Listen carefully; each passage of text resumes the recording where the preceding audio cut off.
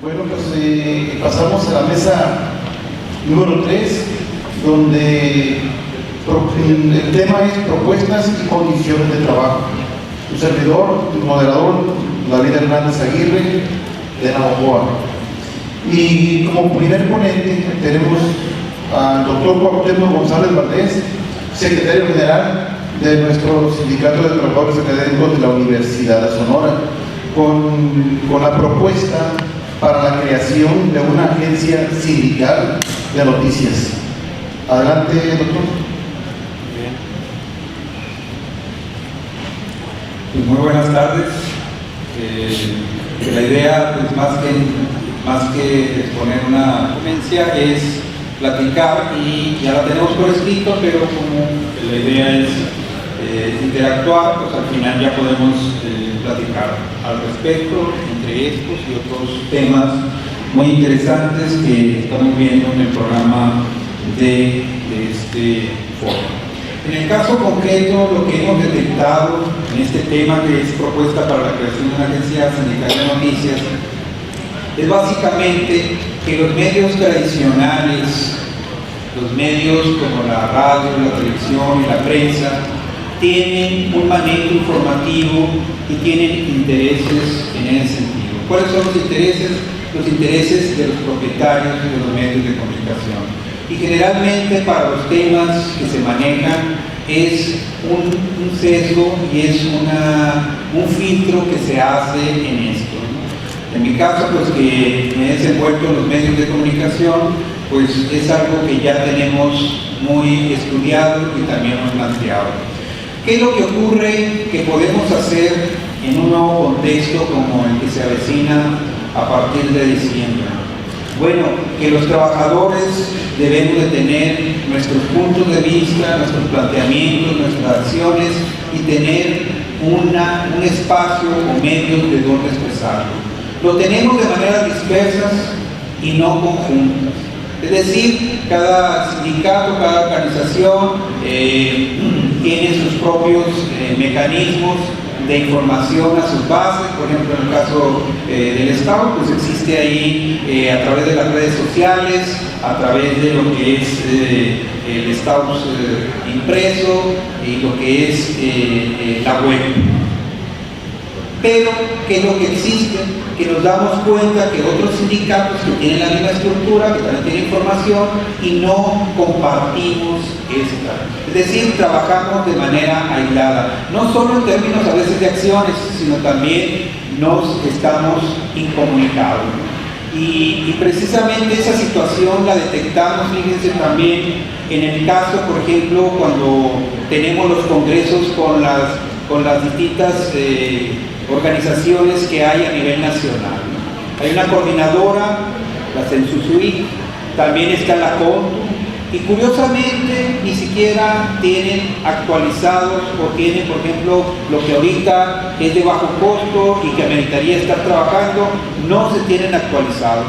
Es una cuestión sorprendente, porque precisamente en el ámbito de la educación superior, donde están universitarios, donde hay escuelas de periodismo, de comunicación, y que no contemos precisamente con medios que puedan ser efectivos para mantener la comunicación, pero también la difusión de estrategias y planes. Por ejemplo, en este sentido, a mí me parece que si podemos lograr crear una agencia de noticias, ¿de qué nos preguntamos? ¿De qué nos pueda servir? Pues la información, estamos en la era de la información, y si nosotros no manejamos desde una perspectiva como trabajadores la información, pues la que va a estar manejando esta información van a ser los medios tradicionales, los que tienen el control y que tienen intereses al respecto. Entonces, creemos que un planteamiento de esta naturaleza es susceptible de prender, porque ya hay organizaciones no gubernamentales que pueden aportar el esfuerzo, infraestructura y también trabajar en una especie de red sindical. Cada sindicato cuenta con sus áreas de prensa que pueden fungir como corresponsales en materia de información. Y esto que va a permitir que tengamos precisamente el pulso de la información que se esté generando a lo largo y ancho del país. Y básicamente ahorita es, en el caso de la zona norte, la propuesta que ya hemos platicado y adelantado con otros secretarios generales de la región y han estado de acuerdo en impulsar precisamente un proyecto de esta naturaleza y que esté acompañado también de un laboratorio tipo sindical laboral donde se le dé seguimiento a las problemáticas. Por ejemplo, aquí se ha mencionado ya en algunas ocasiones la situación que prevalece en universidades donde ahorita están sumamente afectados en términos de económicos, de que impiden las funciones. Nosotros carecemos de esa información y además también a veces nos dirigimos a nosotros mismos cuando también la importancia de la comunicación es qué pasa con otros públicos que no nada más sean, por decirlo así, los académicos o los sindicalizados, ¿no? Entonces tenemos que romper las barreras que nosotros mismos nos hemos impuesto y sin muchos recursos. Entonces, más o menos, ese es en esencia. Voy a leer más o menos ahí las propuestas concretitas, que es creación de un sitio en línea denominado Red Sindical, que puede ser otro, pero la cuestión es contar con esta web que tipo agencia de noticias que permita aglutinar los esfuerzos del personal ya establecido, o sea, en cada sindicato y en los diversos organizaciones sindicales, y compartir la información generada, estrechar lazos y fortalecer la identidad, entre otros aspectos.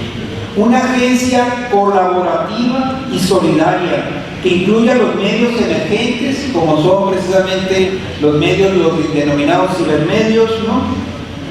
Y en ese sentido, las redes sociales, que esta información sea producida y distribuida de manera noticiosa, así como utilizando mecanismos que ya tenemos, como son los dispositivos móviles, que en esto pues ya la población ya está muy familiarizada y de que podemos utilizar este tipo de herramientas.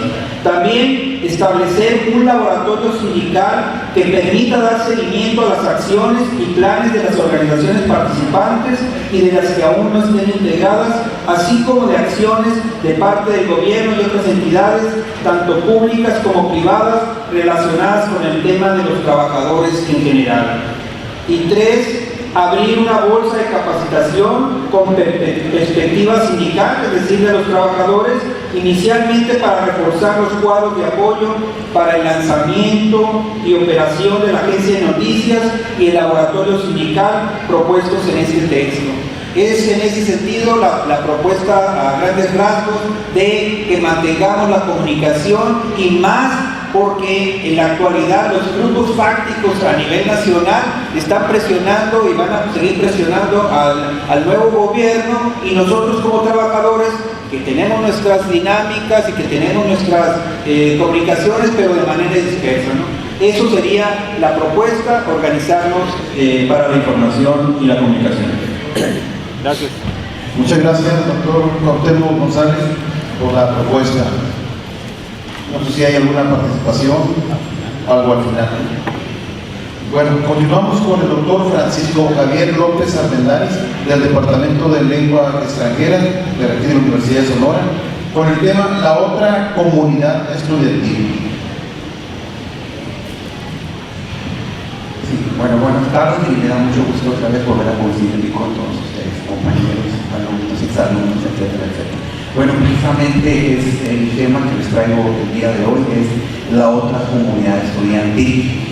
Bien, las intenciones de las nuevas políticas públicas en la educación superior hoy en día en nuestro país han tenido como ejes estratégicos la calidad, la cobertura y por supuesto también lo que es la pertinencia social. Sabemos que a medida que se genera nuevo conocimiento y necesidades en las sociedades actuales, nacen, evolucionan o mueren distintas ofertas educativas, lo hemos visto. Se ha observado una mayor cobertura y opciones también, además de los distintos programas de licenciatura y posgrados con la finalidad de satisfacer la ley de la oferta y la demanda dentro del campo social, tecnológico, científico, industrial, empresarial y por supuesto el educativo.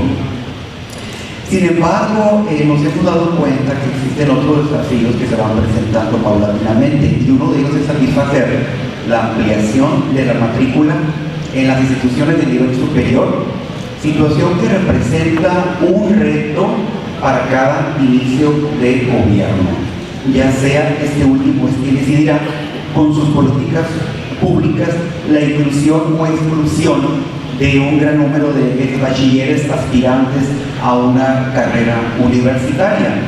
Bien, pues dado que la demanda para ocupar un puesto como estudiante dentro de una institución educativa a nivel superior puede variar dependiendo del número de aspirantes y oportunidades que cada entidad federativa le brinde a su población, es importante señalar que por lo menos en el estado de Sonora existe una gran comunidad de candidatos que desean continuar con sus estudios de educación superior.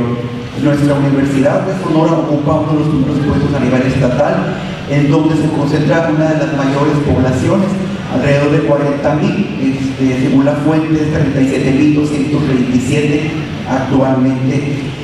Y la institución, esta universidad, al contar con el apoyo solidario, es de suponer que recibe un subsidio federal complementario para que fortalezca no solo su infraestructura, sino además para que siga creando una amplia variedad de programas de licenciatura y posgrado, sin dejar de mencionar los programas de estudiantes de movilidad nacional e internacional, los cuales son vistos con gran interés y entusiasmo por parte de los estudiantes.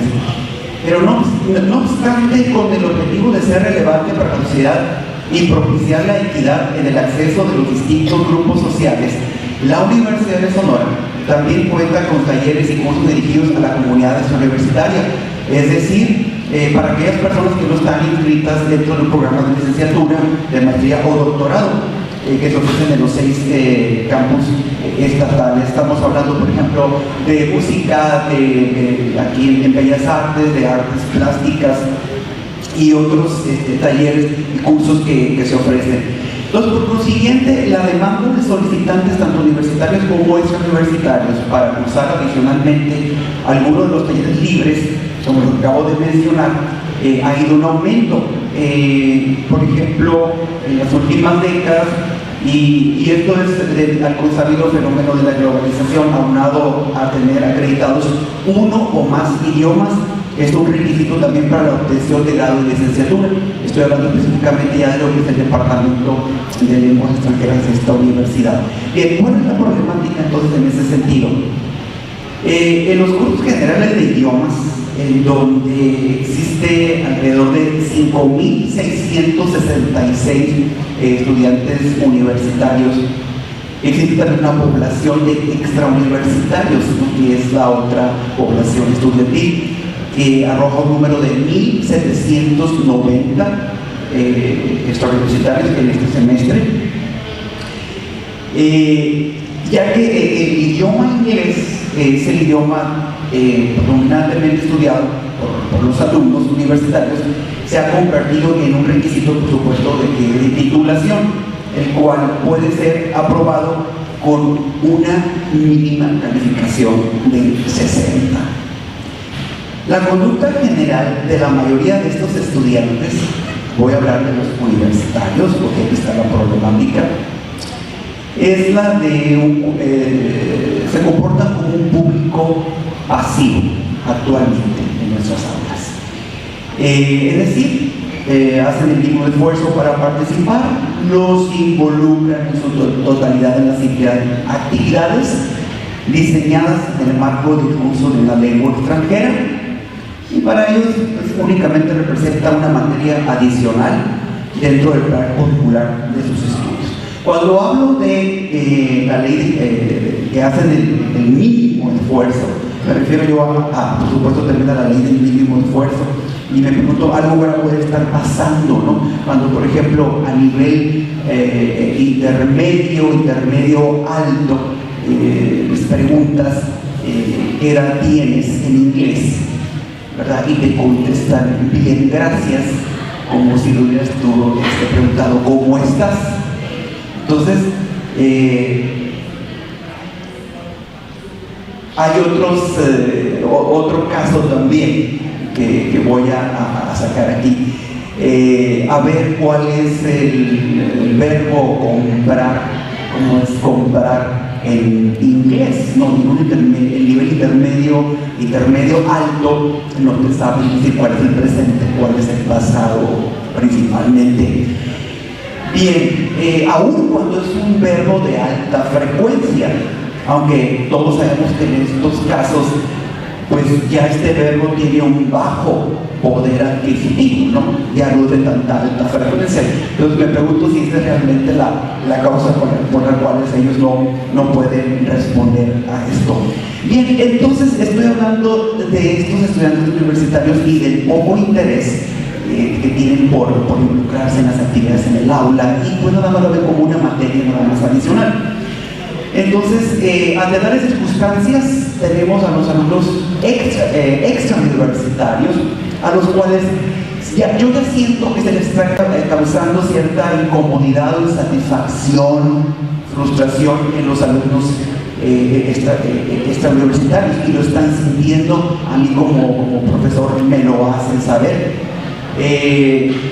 porque forzosamente los alumnos universitarios y los universitarios tienen que interactuar unos con otros de acuerdo al programa, a nuestros planes que tenemos ahí en el aula, y es muy incómodo, ¿no? Muchas veces hacer equipo con una mayoría de adolescentes, jóvenes, pues que a veces se portan muy indiferentes y poco comprometidos para aprender una lengua extranjera. La propuesta es la siguiente: ante tales circunstancias, experiencias que podrían causar gradualmente un desajuste en el enfoque y metodología empleados por los instructores de lenguas, es importante entonces proponer algún tipo de solución y ser congruentes con los estándares internacionales que definen pues la competencia lingüística de los egresados, y que a su vez son marcados por un marco pues común europeo de referencia para las lenguas. Es por ello que la Universidad de Sonora, en apego a su misión y visión y valores, deberá ser capaz de ofrecer realmente al público interno y externo cursos a la medida, que cumplan con las expectativas y objetivos reales como los establecidos en las campañas publicitarias previas al proceso de inscripción y selección, las cuales las voy a mencionar, y esto es lo que enfatiza los cursos generales de idiomas para los universitarios y para los extrauniversitarios. Dice, la campaña publicitaria es: sin inglés no te titulas, chavo. Entonces pasas porque tienes que pasar, aunque sea por la ley del mínimo esfuerzo. Pero en cambio, a los extrauniversitarios, a la población en general, se les dice: si entras a estudiar aquí al Departamento de Lengua Extranjera, serás capaz de interactuar en escenarios personales, laborales, profesionales y académicos. Entonces, hay una incongruencia en ese sentido. Se propone crear grupos reducidos y exclusivamente para el público extrauniversitario, con el objetivo de responder a la demanda del aprendizaje del idioma inglés como lengua extranjera, y que satisfaga tanto sus expectativas como sus intereses. Y en respuesta a una oferta educativa diversa, ofrecer el aprendizaje del idioma inglés específicamente a la comunidad universitaria, a los estudiantes, con el objetivo de satisfacer sus intereses tanto generales como específicos. Y esto es con el fin de ser congruentes y no mantener expectativas demasiado altas y engañar a la comunidad extrauniversitaria. Muchas gracias. Muchas gracias, doctor López. Continuamos con el doctor José Castillo Urrola, maestro jubilado del Departamento de Agricultura y Ganadería de la Universidad de Sonora, con la propuesta establecer una cuenca hidrológica experimental como laboratorio de campo. Adelante. Gracias. Voy a comentar por qué la razón de esta propuesta. Hay un proverbio que dice que Dios todo perdona, el hombre algunas cosas perdona, pero la naturaleza no perdona nada. ¿Sí? Nos equivocamos, tarde o temprano nos va a cobrar factura, sino que nos lo pregunten a los sonorenses cómo nos ha ido con el recurso agua, con el recurso suelo, con la minería, etc. Bueno, nosotros, algunos maestros de la universidad hemos estado trabajamos los últimos 30 años sobre problemas de recursos naturales, y la mayor parte de esos estudios, trabajos, los hicimos en la cuenca del río Mata, que es la cuenca más pequeña, pero es la que tiene una disponibilidad de agua mucho más baja, ¿no? Ya con un índice, con un estrés hídrico, vamos a decirlo así, porque está abajo de 1.200 metros cúbicos por habitante por año. Según el índice de las Naciones Unidas, debajo de 2.000 ya empiezan los problemas de estrés hídrico.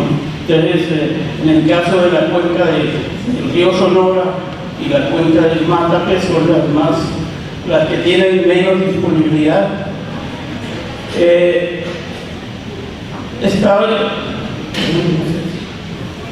estamos proponiendo que se aproveche pues todos estos años de investigación y de trabajo que hemos hecho en esa cuenca y de otros estudios que han hecho otras universidades, el propio INEGI, para convertirla en una cuenca hidrológica experimental, es decir, en pocas palabras, un laboratorio de campo, en donde los maestros puedan llevar a sus alumnos para hacer prácticas, ¿sí?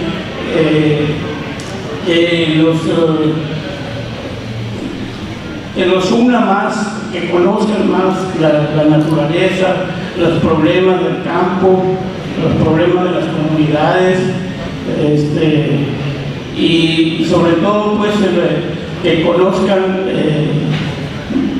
cómo se manejan en esas áreas los recursos naturales, el hábitat de muchas de las especies vegetales, la fauna, el suelo, etc. Y entonces el problema más serio que tenemos en nuestro caso es el uso y manejo de los recursos naturales, ¿no? en el estado, por decir algo.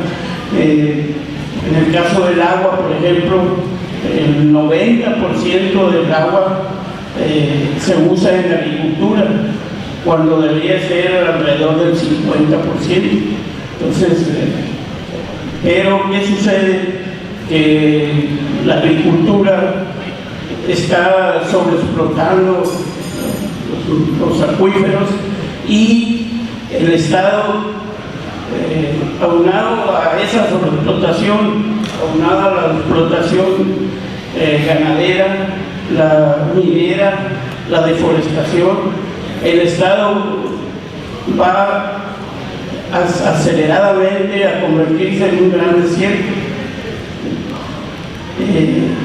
¿Por qué? Porque todos los acuíferos costeros, Caborca, la costa del Hermosillo, el Valle de Guaymas, tienen acuíferos sobreexplotados, con problemas de intrusión salina, con problemas de abatimiento.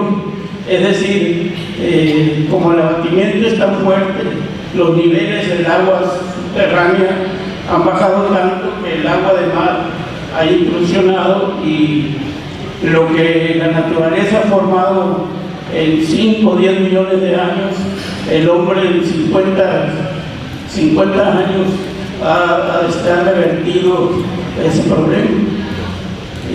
Lo mismo sucede en el caso de la deforestación. Las partes altas de las cuencas donde se produce el agua están deforestadas, tienen muchos problemas de erosión, no se toma en cuenta la problemática del suelo, ni la fauna, ni la flora. Perdón. El otro aspecto que quería yo comentar es que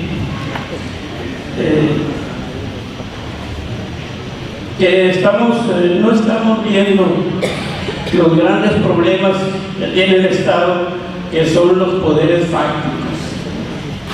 ¿A qué me refiero? A que, por ejemplo, en el caso de la universidad, ¿quién dicta la política? No la dicta las autoridades de la universidad, la dictan los poderes fácticos, es decir, los empresarios agrícolas, los empresarios ganaderos, los empresarios mineros. Esos son los que dicen qué se va a educar, qué se va a enseñar y cómo se van a realizar las actividades académicas. Muy bien, gracias.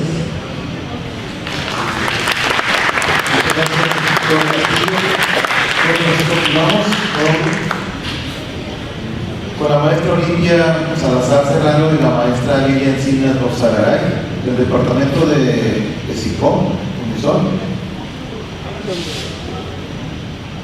y con la ponencia Centro de Atención Telefónica de Intervención en Crisis. Muchas gracias, buenas tardes.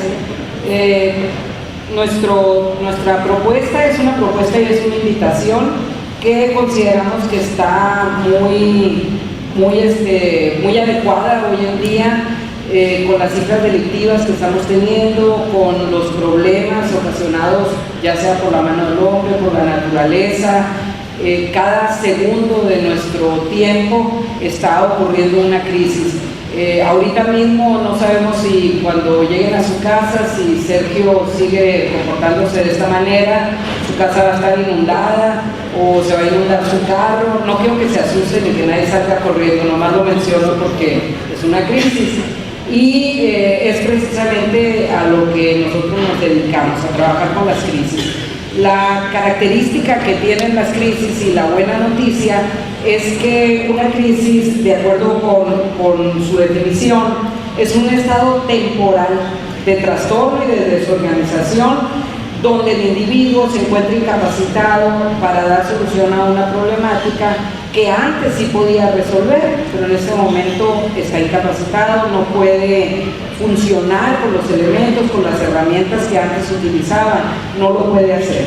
Entonces hay un aumento obviamente en la atención debido a que aparece una situación nueva que nos trae información novedosa que no podemos manejar y que además nos trae un exceso de información que nos inunda.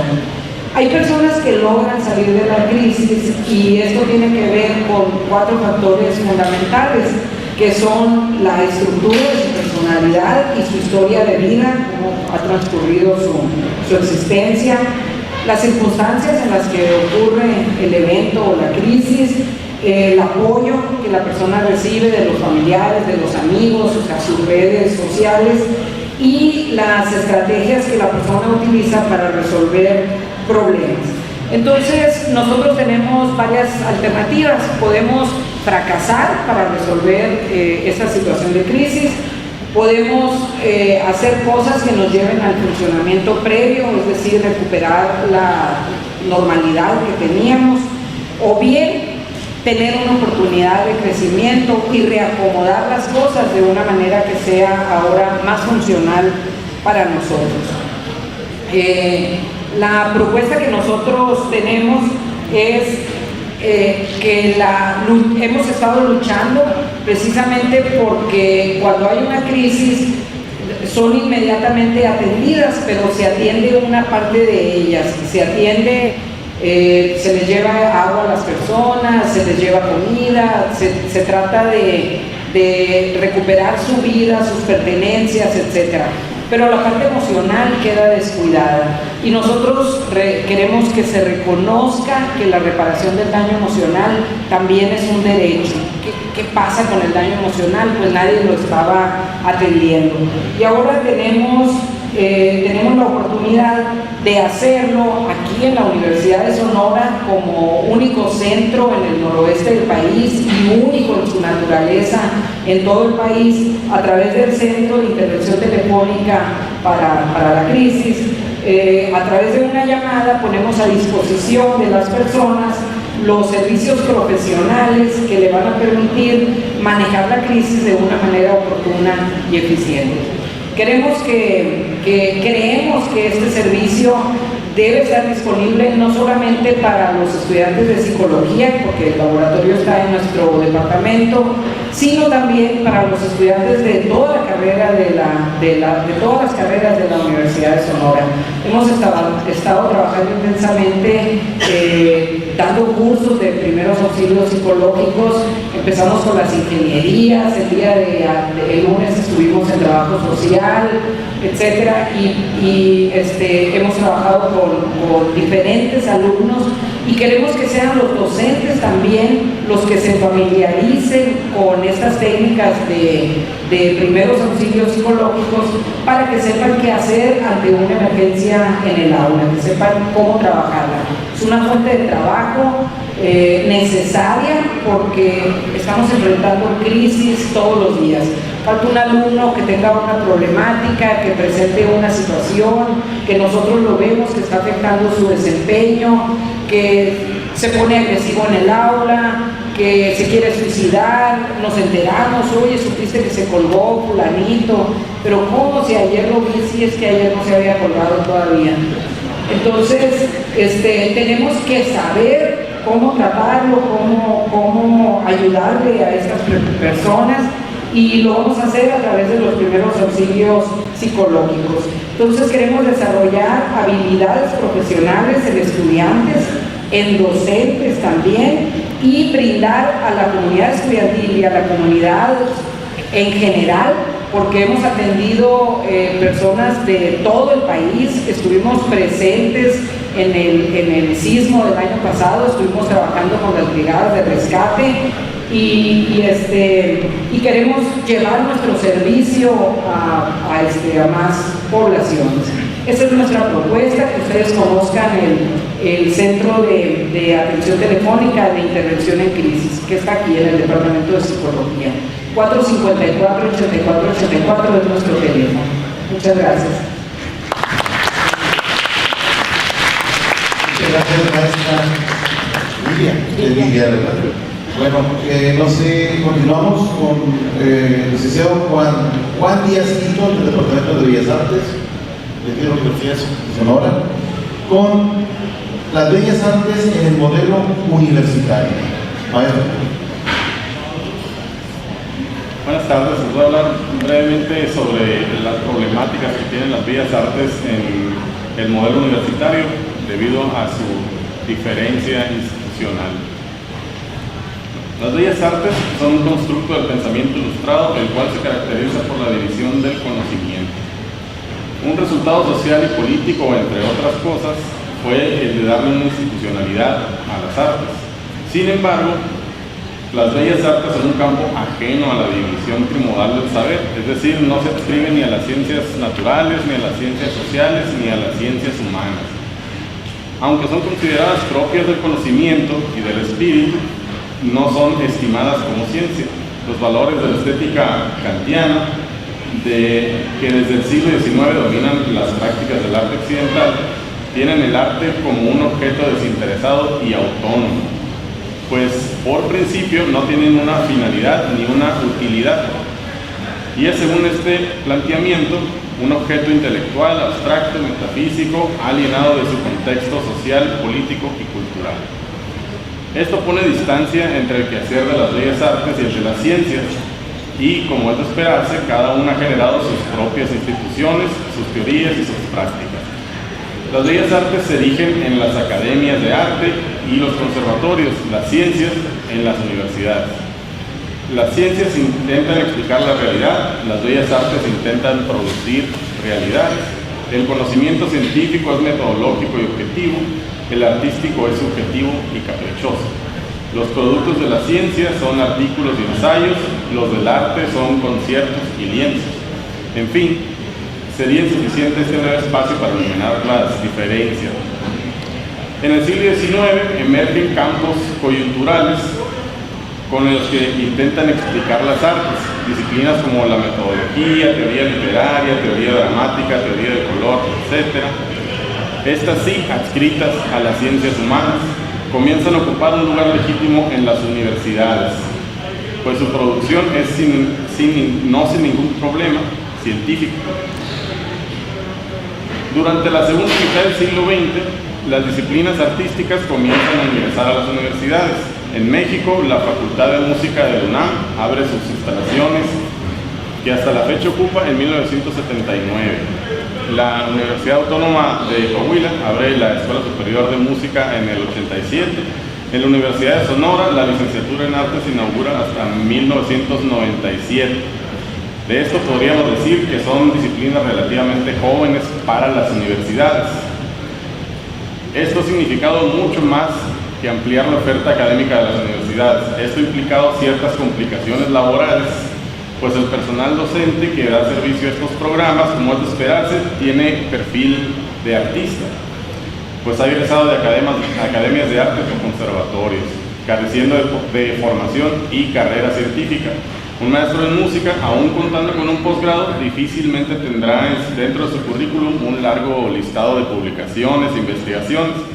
Aunque pudiera contar con una distinguida trayectoria artística, esta no necesariamente abonaría a un perfil deseable para CONACYT, menos en un modelo neoliberal. Esto deviene grandes dificultades e impedimentos. Por un lado, en las promociones durante el tránsito institucional, pues no logran juntar las actividades pertinentes. Por otro lado, hay una estigmatización de la universidad, de la institución hacia las áreas artísticas por su baja o escasa aportación a la numeralia e indicadores que posteriormente pues, se traducen en recursos. Esto conlleva tensiones entre el personal docente científico, que frecuentemente considera al personal artístico que no tiene un perfil deseable para el quehacer universitario y viceversa. También existen complicaciones epistemológicas, pues en el afán de adaptarse, el artista intenta producir ciencia y el científico intenta producir arte, dando cabida a géneros investigativos que enfrentan dificultades para ubicarse y para validarse. Frecuentemente el artista sigue viendo una obra de arte donde debería estar viendo un objeto de estudio. El artista, bajo este paradigma kantiano, se aproxima a la obra como un producto estructural del genio creativo y en ocasiones resulta impensable verla como un problema o le parece un acto profano buscarle un problema. Una propuesta generalizada para esta problemática ha sido la de homologar las labores artísticas con las investigativas. Sin embargo, esto podría agravar el problema. Por un lado, esto pretende doblegar todo un marco normativo, el de la universidad, a un interés de grupo, el de los artistas. Y por otro lado, podría incurrir esto en violencia epistemológica al equiparar el tratamiento teórico y práctico de ambas perspectivas, aún hablando del mismo objeto artístico. Es decir, no podemos buscarle una hipótesis a una sinfonía ni validar una investigación por su belleza. ¿Acaso una solución más viable ha sido la de tomar algunos procesos artísticos como el montaje o la gestión de una obra y que tuvieran alguna afinidad con la investigación o con la extensión, como comúnmente se hace para las actividades del PRODEP? Una tercera complicación se da en el oficio del docente, ¿no? En la praxis, pues cuando uno es estudiante profesional de las artes, a lo que aspira es principalmente a la producción artística, ¿no? Estudio música, quiero tocar música, ser compositor, ser concertista. Si estudio artes visuales, pues quiero pintar óleos, hacer instalaciones. Aún así, atendiendo las estadísticas, una buena parte de estos egresados ingresa a las instituciones de educación superior de las artes como docente. De entrada, el artista se bifurca en un perfil artista-docente, y en algunos casos, si se logra acceder a una plaza de profesor a tiempo completo, se subdivide aún en artista, docente e investigador, y tal vez en un determinado momento en artista, docente, investigador, administrador, si llega a ser jefe de departamento, etc. Tal vez, sin embargo, la mayor demanda en los programas de artes en las universidades por parte de los aspirantes a ingresar, como se mencionaba más arriba, es el de la producción. Es decir, los muchachos vienen a estudiar artes para producción artística, no para ser docentes ni investigadores principalmente. En este sentido, habrá un número de asignaturas que aborden cuestiones técnicas del quehacer artístico, que no podrán ser cubiertas fácilmente por investigadores, por perfiles investigadores. Esto hace pertinente y necesaria pues la participación de docentes con formación artística. Concluyo, las bellas artes como una realidad universitaria en este proceso, ¿no?, de hibridación entre distintas dinámicas, demanda, como cualquier otro campo, ciertos ajustes tanto disciplinares como institucionales. El artista no puede continuar renuente a asumir su rol académico universitario, pues su lugar de trabajo, la universidad, no es un equivalente a una academia, es decir, no estamos en un conservatorio.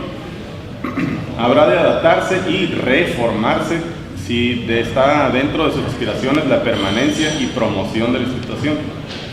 Por otro lado, las universidades habrán de modificar su visión del arte como mera difusión artística o esparcimiento, y ponderar el conocimiento artístico como a cualquier disciplina con sus particularidades y requisitos. En fin, tanto universidades como academias de arte compartimos pues esta misma visión, que es la de formar artistas. Gracias. Gracias, licenciado Juan Díaz Pinto. Continuamos con la maestra Olimpia Cortés Rivera, del Departamento de Enfermería de la Universidad de Sonora, con el tema Gestión de Salud y Seguridad en el ámbito laboral. Maestra Olimpia. Buenas tardes. Antes que nada, pues agradecer al comité organizador y por supuesto al comité científico por haber aceptado la presentación que voy a compartir con ustedes esta tarde. El tema se titula Gestión de Salud y Seguridad en el ámbito laboral. Desde la Secretaría de Previsión Social del Sindicato de Trabajadores Académicos de la Universidad de Sonora y como docente del Departamento de Enfermería en la licenciatura de Enfermería, se observa la necesidad de impulsar la propuesta de poner sobre la mesa de la discusión el tema de los aspectos de salud y seguridad en el ámbito académico que favorezcan primero visualizar riesgos y de esta manera prevenir la presencia de problemas de salud y seguridad. Incluye una revisión de documentos normativos que permitan sustentar una propuesta para que se inicie el proceso de análisis y discusión en este foro educativo en torno al tema en el contexto de las universidades públicas, siendo la salud y seguridad como campos de acción preventiva en el contexto escolar, aspecto clave a tener en cuenta en el proceso de enseñanza-aprendizaje. El documento contiene en su estructura pues algunos conceptos necesarios de revisar. A partir de esto hacer una discusión que permite este espacio reflexivo. La Universidad de Sonora, como institución formadora, tiene una amplia gama de licenciaturas donde se le prepara al estudiante para que adquiera las diferentes competencias que le permitan concluir con un programa de formación profesional y que posteriormente le permite integrarse a la vida laboral. El docente universitario tiene la función social formadora, debiendo tener distintos escenarios para el proceso de enseñanza-aprendizaje, y que estos escenarios para el docente representan su contexto laboral, para el estudiante su contexto de aprendizaje. En este sentido, existen una serie de riesgos que al margen del desarrollo de la actividad docente permiten resultados, pero también somete al académico a dichos riesgos, al igual que los alumnos con quienes compartimos dichos espacios. Es importante mencionar que el contrato colectivo de trabajo habla de la necesidad de que a través de la Comisión Mixta de Higiene y Seguridad, la institución, que los académicos tenemos con el fin de realizar la clasificación de enfermedades profesionales. Yendo más allá en este punto, es importante destacar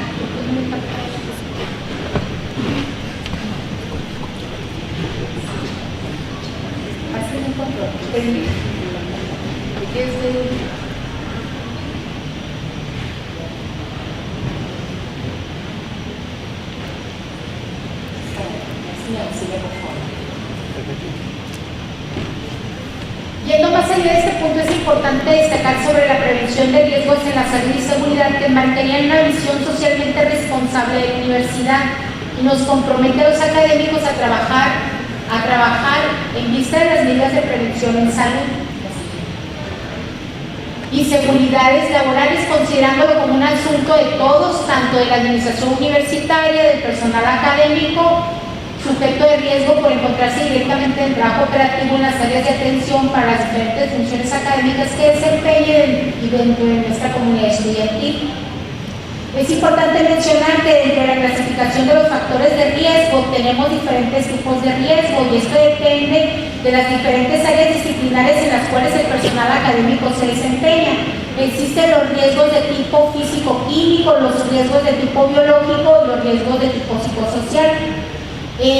Cada una de las áreas disciplinares tendrá mayor o menor cantidad de riesgos a los cuales se ve expuesto en este sentido. Cabe destacar que el alumno comparte espacios de aprendizaje donde el establecimiento de los reglamentos para el uso de laboratorios, así como los diferentes ámbitos en los cuales el alumno se desempeña, tiene que tener claro y tiene que estar normatizado a través de los diferentes lineamientos que existen ya para la seguridad y la prevención en el trabajo. Algunas definiciones. En un afán de querer ir avanzando en el tema de la prevención, nosotros tendríamos que aspirar hacia crear una cultura de la prevención, y esa cultura de la prevención no solamente implica que las normas y las reglas establecidas desde la parte de la normatividad en el trabajo que ya se encuentran vigentes y que son de aplicación y son de observancia para la autoridad laboral a nivel nacional, que éstas sean aplicadas. Sin embargo, el tema es de que en muchas de las ocasiones tenemos que ir avanzando y sensibilizando tanto a las autoridades universitarias como a los docentes, a los alumnos, en el tema de que no porque exista una ley o una norma la debemos de cumplir por solamente el hecho de cumplirla. O sea, la tenemos que cumplir porque esto significa un aspecto importante para la prevención de los riesgos y para evitarnos una complicación de problemas de salud y de seguridad en nuestro ámbito laboral. Es importante mencionar que existe esta normatividad desde la Ley Federal del Trabajo en sus diferentes apartados, y que se supone que todas las instituciones deben de tener observancia de esta normatividad. Tenemos la fracción 17, que es cumplir la normatividad en el ámbito de seguridad y salud, la fracción 2, que se refiere al cuidado del medio ambiente y medidas de seguridad. La Ley Federal del Trabajo, en su artículo 512, habla sobre riesgos de trabajo.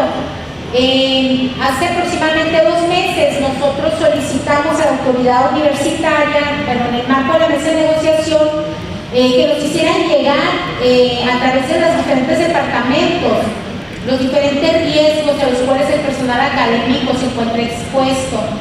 muy a pesar de que se hizo a través de los jefes de departamento y se los pedimos también en algunos casos de manera personalizada a través de nuestros delegados. No hemos tenido respuesta.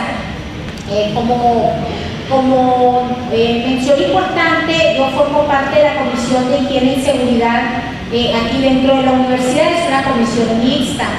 Pero sí es importante tener presente que este tipo de comisiones requieren de la colaboración de todas las partes, porque solamente de esa manera podemos aplicar la normatividad y podemos avanzar en una cultura, realmente crear una cultura preventiva en todos estos aspectos. En este cuadro, bueno, en el siguiente esquema, que casi no se ve, que pena, no pensé que fuera a salir tan chiquito, pero básicamente es una clasificación de los 4 tipos de normas, que son las normas que se refieren a seguridad en el trabajo, las normas de salud, las de organización y las de proceso, y las normas específicas. Me voy a remitir a la parte de las conclusiones. Es importante hacer una revisión sobre el tipo de estudios de laboratorio y exámenes médicos en los departamentos en que se manejen este tipo de riesgos como sustancias y riesgos hacia la salud, con el fin de tener un seguimiento para el personal académico. Realizar las propuestas ante el Instituto de Seguridad Social con el que se cuenta, con el fin que sean tomadas en consideración para ser consideradas en dictámenes de salud ocupacional. La consideración de riesgos laborales en áreas que por naturaleza del desempeño profesional existen en diversas disciplinas, como las de ciencias de la salud y otras que tienen que ver con las áreas de ingenierías, específicamente ingeniería industrial, ingeniería química, ingeniería, agronomía, en el área de agronomía. Las acciones formativas y la enseñanza de la prevención deben ser un proceso que incluye estrategias y herramientas que permitan al alumnado también, a la administración, a los académicos y al entorno sociofamiliar evaluar continuamente y así desarrollar e impulsar una cultura preventiva. Cada actor social integrante de la universidad tiene que asumir su parte de responsabilidad según necesidades e intereses para que converja con un sentido en la práctica cotidiana en su comportamiento para la prevención de riesgos. Y la función principal de la acción formativa en materia de prevención en la escuela está dirigido pues al fomento de la participación para que entre todos podamos de manera colaborativa aportar hacia un modelo que permita la formación acorde con la realidad que nos rodea en el tema de salud y seguridad. Muchas gracias. Muchas gracias, maestra Lidia, por tu exposición. Vamos a continuar. Vamos a continuar con la participación de la maestra Maciel Alejandra Martínez Nieto y la maestra Patricia García Cano del Departamento de Letras y Lingüística de la Universidad de Sonora con el tema la estabilidad laboral en la Universidad de Sonora.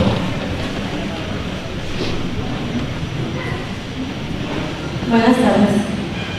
Mi compañera, la maestra Maciel, secretaria de Finanzas del Estado, y yo hemos elaborado una presentación, una ponencia, que habla sobre la estabilidad laboral en la Universidad de Sonora. Ustedes a lo mejor se preguntarán, pues, ¿qué tendrá que ver la estabilidad laboral con la educación superior? Pues tiene mucho que ver porque también de eso depende la calidad que se dé en la educación superior. Entonces, para moverlo. Primero, queremos empezar con un antecedente, una definición, un acercamiento a la definición de qué es la estabilidad laboral.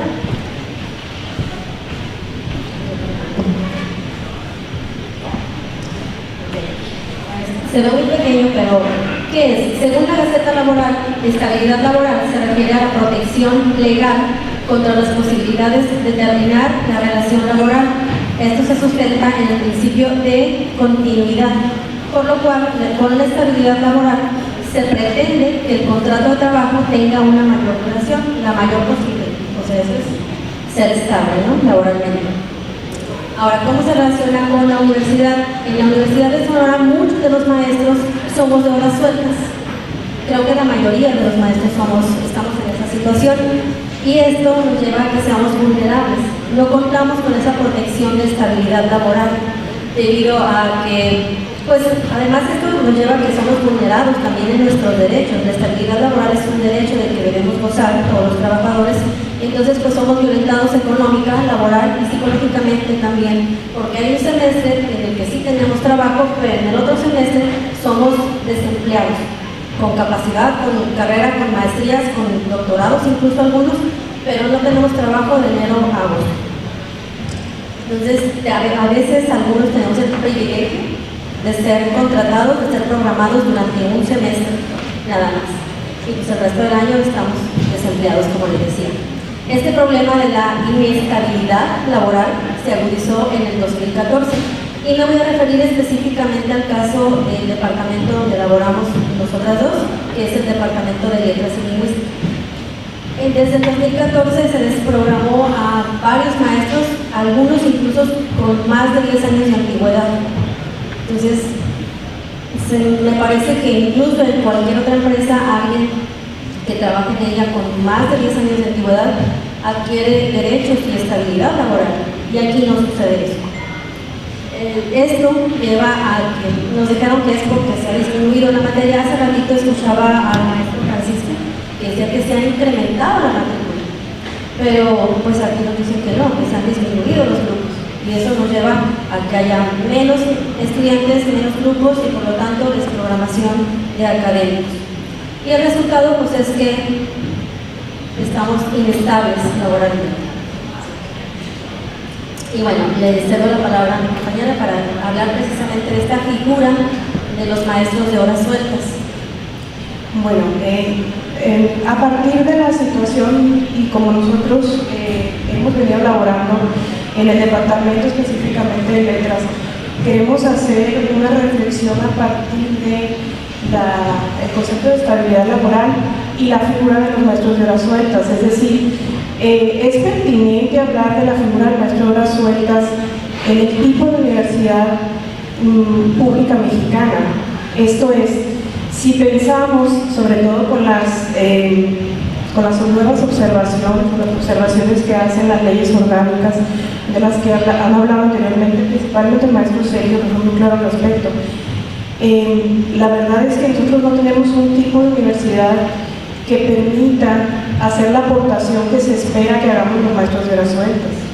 Es decir, un maestro que va a aportar todas aquellas innovaciones que se están dando en el ámbito del espacio laboral, ¿sí? Esa es la idea fundamental de las horas sueltas, ¿no? Nosotros tenemos un trabajo afuera y esas experiencias vienen a enriquecer la formación de los alumnos, del estudiante, y eso también a su vez contribuye pues, a mejorar digamos, la calidad docente en general curricular de la universidad.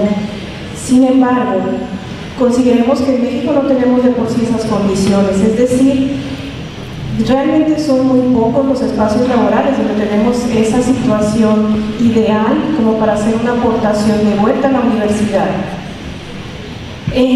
Más bien lo que creemos es que la figura de horas sueltas es una estrategia que tiene que ver más con resolver la insuficiencia que tienen las universidades, incluso otro tipo de espacios educativos y laborales, para resolver el problema de la estabilidad. Es decir, económicamente hablando y para efectos de repartición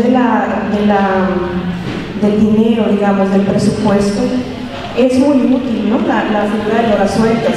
Sin embargo, las condiciones en las que nosotros tenemos que trabajar a partir de ese tipo de organización no son las ideales académicamente hablando, ¿no? Entonces, ¿qué es lo que nos pasa realmente a los maestros de horas sueltas en México? Nos sucede exactamente lo contrario de lo que se espera de nosotros, ¿no? Nos metemos en una dinámica en donde lo que tenemos que hacer es completar la estabilidad teniendo dos trabajos que nos obligan a estar de tiempo completo. Esa es la verdad. Y eso va en detrimento de la calidad y sobre todo de la salud del maestro, porque la mayoría de los maestros, yo me atrevo a decir que en gran porcentaje hacemos la mejor labor dentro de nuestras posibilidades en los dos trabajos que estemos desempeñando, pero eso implica una calidad de vida muy difícil de sobrellevar porque estamos muy cansados regularmente.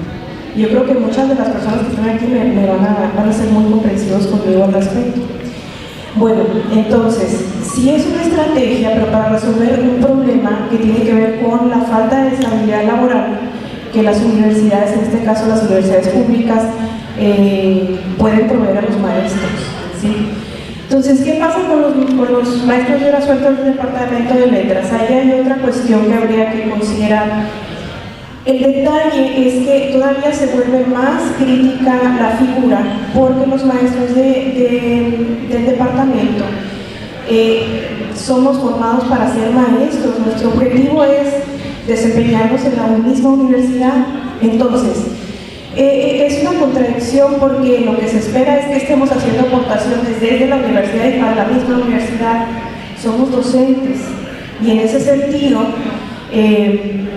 pues es inapropiado que tengamos que realizar actividades que impliquen cierta definitividad académica en las condiciones más parciales, más extrañas y más deficientes con las que realmente laboramos, pues tan sencillo como no tener cubículo, no tener acceso a los espacios de la misma manera que lo tienen los maestros que están de planta, y muchos otros aspectos que pudiéramos enumerar y que los maestros que están aquí horas sueltas incluso pueden dar testimonio.